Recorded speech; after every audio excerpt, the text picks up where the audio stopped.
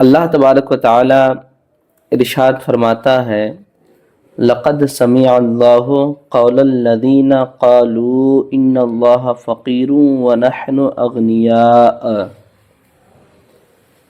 اللہ تبارک و تعالی ارشاد فرماتا ہے کہ یقیناً اللہ تبارک و تعالی نے ان لوگوں کا قول، ان لوگوں کی بات کو سن لیا جن لوگوں نے کہا تھا کہ بے شک اللہ تبارک و تعالی فقیر ہے اور ہم سب غنی ہیں۔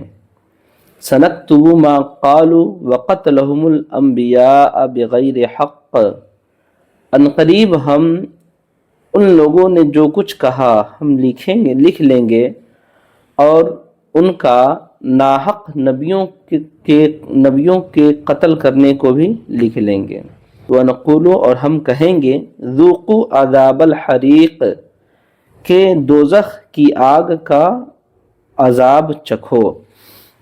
یہاں اللہ تبارک و تعالیٰ نے ان لوگوں کی یعنی یہودیوں کی بات کو اللہ تبارک و تعالیٰ نے ذکر کیا ہے کہ یہودی کہا کرتے تھے کہ اللہ تبارک و تعالیٰ یہ محتاج ہے، معاذ اللہ تبارک و تعالیٰ معاذ اللہ فقیر ہے اور ہم سب یعنی یہودی یہ کیا ہے، مالدار ہیں۔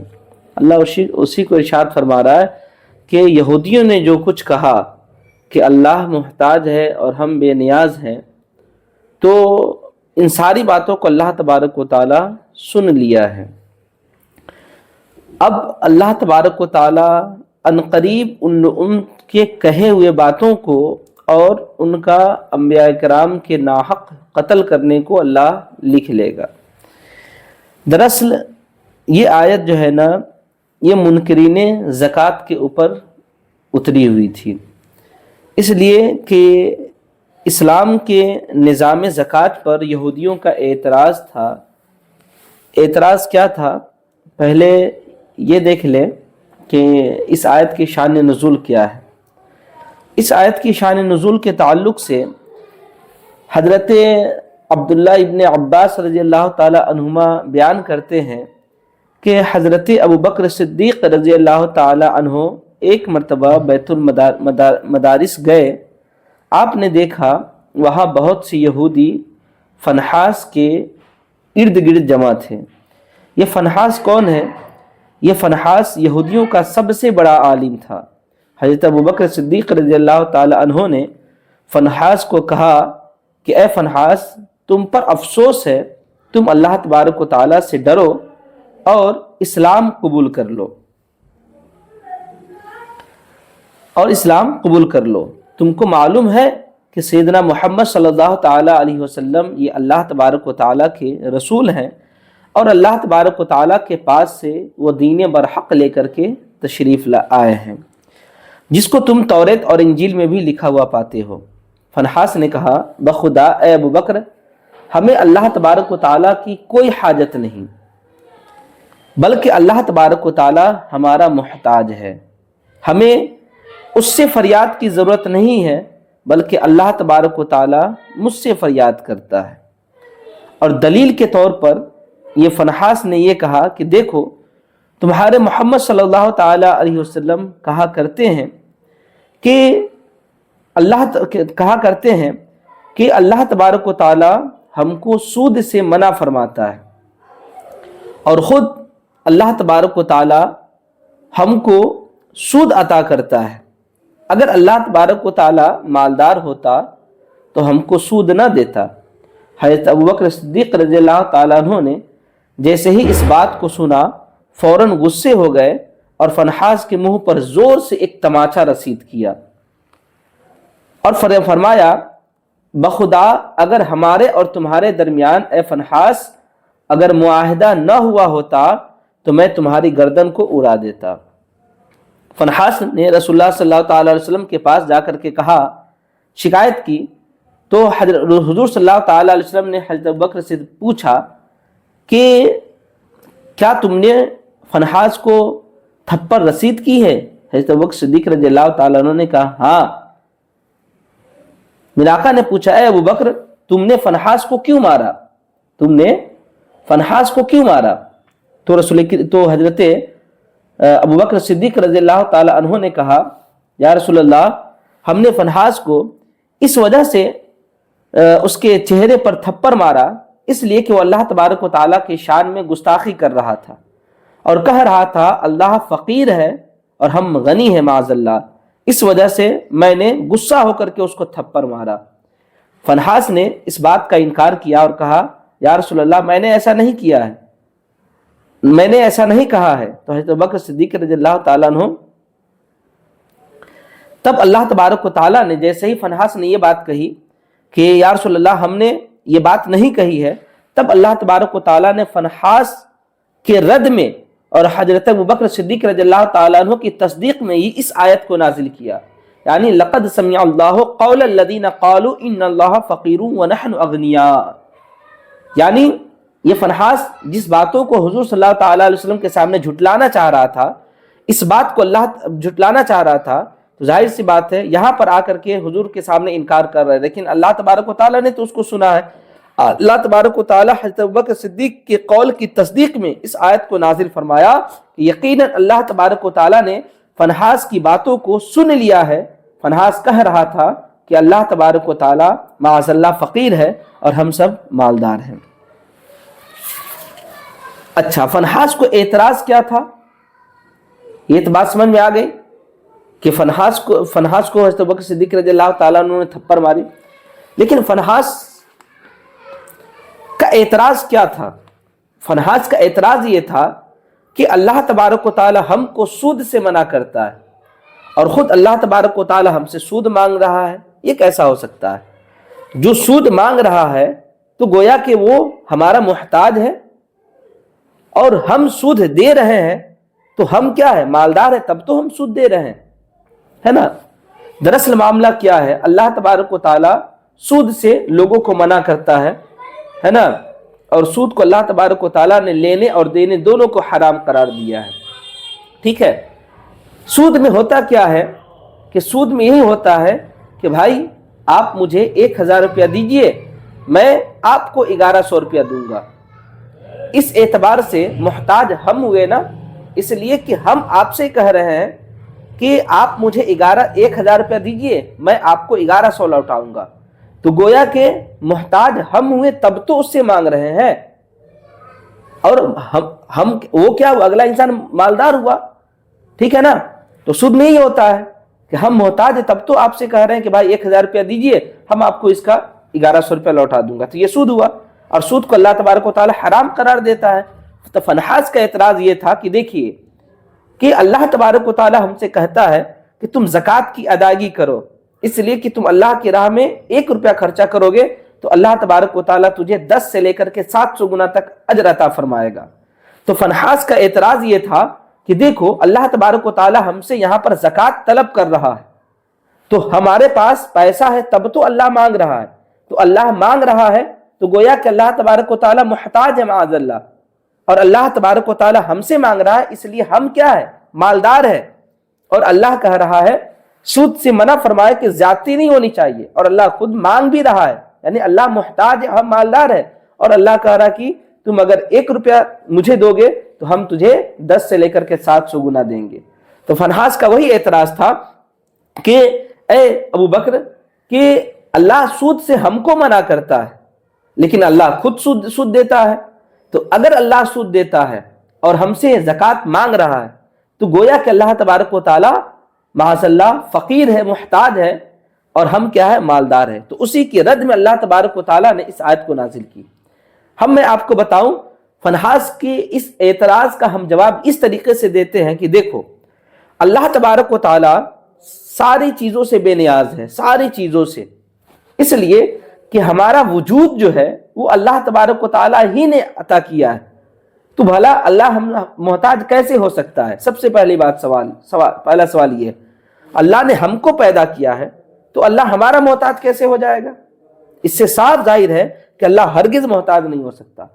دوسرا، اللہ تبارک و تعالیٰ نے پوری کائنات کو وجود بخشا، اگر اللہ محتاج ہوتا تو ظاہر سی بات ہے کائنات کو وجود بخشنے میں کسی نہ کسی سے سہارا ضرور لیتا، اللہ نے کسی سے سہارا نہیں لیا، اس بات کی بین ثبوت ہے کہ اللہ تبارک و تعالیٰ کیا ہے؟ بے نیاز ہے، کسی کا محتاج نہیں ہے۔ بلکہ اللہ کی شان یہ ہے کہ لفظ کن کی تصور کا ایک جو پہلا حصہ ہے، اللہ تبارک و تعالیٰ اس کا اپنی مشیت کے مطابق اس کا ارادہ کرتا ہے اور وہ ساری چیزیں کیا ہو جاتا ہے؟ وجود میں ہو جاتا ہے۔ رہی بات ہے کہ زکوٰۃ کا معاملہ، کہ اللہ تبارک و تعالیٰ زکوٰۃ طلب کرتا ہے، یعنی اللہ نے زکوٰۃ کو فرض قرار دیا، تو وہ اس وجہ سے ہے یہ کہ تاکہ اسلام کی سربلندی ہو۔ ہم زکوٰۃ کی جو ادائیگی کرتے ہیں وہ اس لیے ادائیگی کرتے ہیں تاکہ شریعت کا، اسلام کا کچھ فائدہ ہو جائے، اور اسلام کے فائدے ہونے کے بہت ساری صورتیں ہیں۔ غریبوں کی مدد ہو جائے، بے سہاروں کو سہارا مل جائے، کسی مدرسے میں جو بچے پڑھ رہے ہیں اس کو سہارا مل جائے، اس کے علاوہ کوئی بچہ تعلیم کے نام پر، کوئی بچہ پیسہ نہ ہونے کی وجہ سے تعلیم حاصل نہیں کر پا رہا ہے تو وہ تعلیم حاصل کرنے لگے، ہے نا، تعلیم حاصل کرنے لگے، یتیموں کا سہارا ہو جائے۔ تو اللہ تبارک و تعالیٰ یہ ساری کی ساری چیزیں جو ہے نا صرف اور صرف اسلام کی سربلندی کے لیے اللہ تبارک و تعالیٰ لوگوں سے طلب کرتا ہے کہ اے لوگو تم کیا دو؟ تم زکوٰۃ دو تاکہ اسلام کی سربلندی ہو، ہے نا، ورنہ اللہ تبارک و تعالیٰ ساری چیزوں سے بے نیاز ہے۔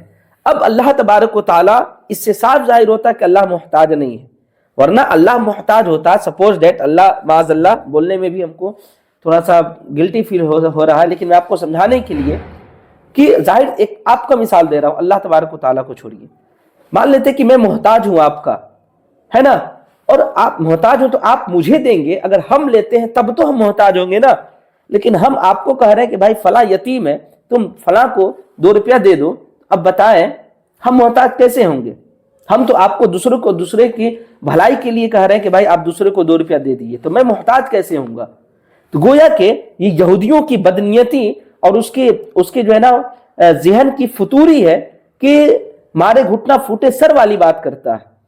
اگر سپوز دیٹ مان بھی لیتا تو اللہ تبارک و تعالیٰ خود قبضہ کرتا یا اللہ تبارک و تعالیٰ لیتا تو بات سمجھ میں آتی، لیکن اللہ تبارک و تعالیٰ دوسروں کو دینے کو کہہ رہا ہے کہ تم یتیموں کو دو، تم غریبوں کو دو، تم بے سہارا کو دو، ہے نا، تم مدرسہ میں پڑھنے والے بچوں کو دو، تم فقیروں کو دو، اس لیے کہ جب تم اس کو دو گے تو اللہ کی فیاضی دیکھو، یہ یہودی منحوس یہ اللہ کو محتاج کہتا ہے، اللہ کی فیاضی دیکھو کہ اللہ دوسرے کو مدد کرنے کو کہتا ہے، اور یہ کہتا کہ تم دوسروں کو مدد کرو گے 1 روپیہ کے ذریعے سے تو میں تیرے نام اعمال میں 10 سے لے کر کے 700 گنا اجر دوں گا۔ اب بتائیں اللہ محتاج کیسے ہوگا؟ اللہ نہ قبضہ کر رہا ہے، نہ اللہ لے رہا ہے، کچھ نہیں، تم دوسرے کو دے رہے ہو، اللہ کے حکم کی تعمیل کر رہے ہو، تو اللہ تمہارے اجر کو اتنا بڑھا رہا ہے، دے دوسرے کو رہے ہو اور اللہ تمہیں اتنا اجر دے رہا ہے نا۔ اور رہی بات سود کی، دیکھیے سود، اللہ تبارک و تعالیٰ سود میں ہوتا کیا ہے؟ شرط ہوتی ہے اس کی سود میں کہ بھائی ہم کو اتنا % دو گے تو پھر ہم تم کو پیسہ دیں گے۔ مثال کے طور پر 1000 روپیہ ہے تو 1100 روپیہ دو گے تب سود ہوگا، ہم نے قید کر دیا تب۔ اگر قید نہیں ہوا، مثال کے طور پہ آپ نے 1000 روپیہ دیا، لوٹانے کے سمے ہم نے کیا کہا؟ بڑھا کر کے آپ کو 1001 روپیہ دے دیا، 2000 روپیہ دے دیا، تو یہ سود نہیں ہوگا۔ میں نے اس سے پہلے سود والی بحث میں بتایا تھا کہ میرا آقا صلی اللہ تعالی علیہ وسلم کا طریقہ کار تھا کہ جب کسی سے کوئی چیز لیتے ہے نا تو اس سے بڑھا کر کے دیا کرتے تھے۔ خود قرآن مقدس میں ہے وَإِذَا حُيِّيتُم بِتَحِيَّةٍ فَحَيُّوا بِأَحْسَنَ مِنْهَا اور ردوها، اس طریقے کی آیت ہے نا کہ جب تمہارے پاس کوئی تحفہ دے تو بہتر طریقہ یہ ہے کہ تم اس سے بڑھا کر کے دو۔ تو یہ تو حضور کا طریقہ ہے، اور اللہ تبارک و تعالیٰ نے خاص نہیں کیا کہ تم کو 1 ہی روپیہ دیں گے، تم کو 10 ہی دیں گے یا 500 دیں گے، اللہ نے یہ نہیں کہا، 1 سے لے کر 10 سے لے کر کے 700 گنا اجر دے گا اللہ تبارک و تعالیٰ۔ یہ 10 ہی نہیں دے گا یا 700 ہی نہیں دے گا، بلکہ 350 بھی ہو سکتا ہے، 450 بھی ہو سکتا ہے۔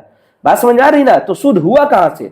گویا کہ میں نے اتنے طریقوں سے باطل کر دیا یہودیوں کی اس بات کو، یہودیوں کے اس قول کو ہم نے رد کر دیا کہ اللہ تبارک و تعالیٰ نے جو کہا، یہودیوں کا جو اعتراض ہے کہ اللہ سود مانگتا ہے، ہم سے مانگتا ہے اور اللہ تبارک و تعالیٰ محتاج معاذ اللہ، میں نے کئی طریقوں سے یہودیوں کے اس غلط فطور باتوں کا ہم نے رد کر دیا۔ اچھا ایک چیز دیکھیں آپ، جب یہ ساری باتیں ہو گئی، یعنی یہودیوں نے جب یہ کہہ دیا تو اللہ تبارک و تعالیٰ کیا فرما رہا ہے؟ سنکتب ما قالوا، یعنی یہودیوں نے جو کچھ کہا ہم اس کو لکھیں گے، وقتلہم الانبیاء بغیر حق، اور یہودیوں نے جو انبیاء کرام کی ذات کو ناحق قتل کیا ہے نا، اس کو بھی ہم لکھیں گے۔ اب اس کو جزا کیا ہوگا، اس کا بدلہ کیا ہوگا؟ اس کا بدلہ یہ ہوگا، کس کا بدلہ؟ یعنی اللہ کو اس نے محتاج کہا، فقیر کہا معاذ اللہ، اس کا عذاب کیا ہوگا، اس کی سزا کیا ہوگی؟ اور نبیوں کو جو ان لوگوں نے ناحق قتل کیا ہے نا، اس کی سزا کیا ہوگی؟ اللہ فرماتا ہے وَنَقُولُ، ہم کہیں گے ذُوقُوا عَذَابَ الْحَرِيقِ، تم دوزخ کی آگ کا عذاب چکھو۔ اللہ تبارک و تعالیٰ یہ سزا عطا فرمائے گا۔ یہاں پر ایک چیز میں بتاؤں، جب تمام مشرکین رسول کریم صلی اللہ تعالی علیہ وسلم سفر معراج سے تشریف لائے، اس وقت تمام مشرکین نے میرے آقا صلی اللہ تعالی علیہ وسلم کا انکار کیا۔ اس وقت سب سے پہلے حضرت ابو بکر صدیق رضی اللہ تعالیٰ عنہ کی ہی ذات تھی جنہوں نے رسول کریم صلی اللہ تعالی علیہ وسلم کو تصدیق کیا، اور اسی طریقے سے حضرت ابو بکر صدیق رضی اللہ تعالیٰ عنہ کی موجودگی میں جس طریقے سے یہودیوں نے اللہ تبارک و تعالیٰ کی ذات پر حملہ کیا، اس وقت حضرت ابو بکر صدیق رضی اللہ تعالیٰ عنہ ہی نے اس کا بدلہ اتارا۔ حضرت ابو بکر صدیق رضی اللہ تعالیٰ عنہ نے اس کا رد کیا، جس کی تصدیق میں اللہ تبارک و تعالیٰ نے حضرت ابو بکر صدیق رضی اللہ تعالیٰ عنہ کی بات کی تائید میں اللہ تبارک و تعالیٰ نے اس آیت کو نازل فرمایا۔ اس اعتبار سے دیکھا جائے تو میری معلومات کے مطابق حضرت ابو بکر صدیق رضی اللہ تعالیٰ عنہ کی شان میں اس طریقے کی 2 آیت نازل ہوئی، ایک تو ان کی بات میں یہ، اور ایک اور جگہ میں پیچھے پڑھا تھا، شاید پہلا یا دوسرا یا تیسرا پارہ میں ہم نے پڑھا تھا حضرت ابو بکر صدیق رضی اللہ تعالیٰ عنہ کے بارے میں، جس آیت میں حضرت ابو بکر صدیق رضی اللہ تعالیٰ عنہ کو اللہ تبارک و تعالیٰ نے متقی کہا، پرہیزگار کہا۔ تو میری معلومات کے مطابق حضرت ابو بکر صدیق رضی اللہ تعالیٰ عنہ کی شان میں اور ان کی تائید میں یہ 2 آیت نازل ہوئی۔ بس اللہ تبارک و تعالیٰ آگے ارشاد فرماتا ہے ذَلِكَ بِمَا قَدَّمَتْ أَيْدِيكُمْ وَأَنَّ اللَّهَ لَيْسَ بِظَلَّامٍ لِلْعَبِيدِ، اور یہ ساری چیزیں کیوں ہوگی؟ یعنی یہودیوں کو عذاب دیا جائے گا اور کہا جائے گا ذوقوا عذاب الحریق، کہ دوزخ کی آگ کا عذاب چکھو۔ یہ کیوں کہا جائے گا؟ ذَلِكَ بِمَا قَدَّمَتْ أَيْدِيكُمْ، یہ اس وجہ سے کہا جائے گا کہ یہ تمہارے اپنے ہاتھوں سے کیے ہوئے اعمال کی سزا ہوگی۔ ان اللہ لیس بظلام للعبید، اور اللہ تبارک و تعالی بندوں پر ظلم کرنے والا نہیں ہے۔